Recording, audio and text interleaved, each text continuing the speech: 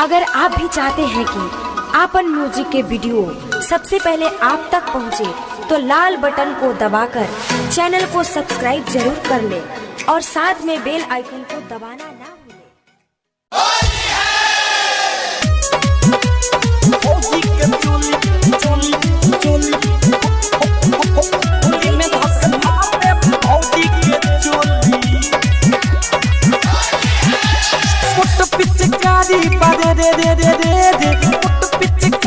धोरी में धक्के गाड़ दे भौजी के चोली, भौजी के चोली होली में धक्के फाड़ दे भौजी के चोली, होली में धक्के फाड़ दे भौजी के चोली।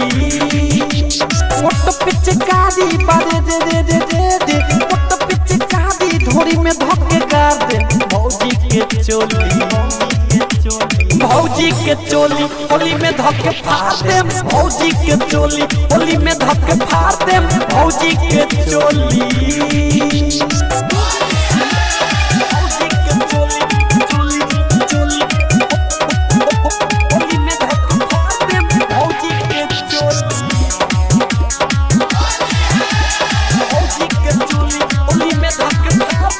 घरे में भौजी पकावा तारी पुआ डाली के कादो जमा कर दे मकुआ,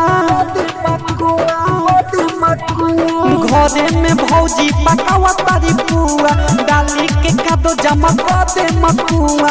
होली के नशा बारे रे रे रे रे रे होली के नशा सारा हम उतार ले भौजी के चोली, भौजी के चोली होली में धक्के फाड़ दे भौजी के चोली, होली में धक्के फाड़ दे भौजी के चोली।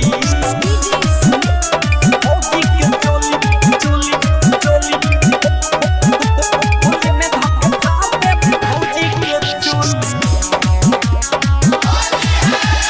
भौजी के चोली होली में धक्के फाड़ दे। राइटरी अरुण भैया बारे हो बहारा भौजी के चोली रंगाई सोगहारा, भौजी के चोली रंगाई राइटरी अरुण भैया बारे हो बहारा भौजी के चोली रंगाई सोगहारा।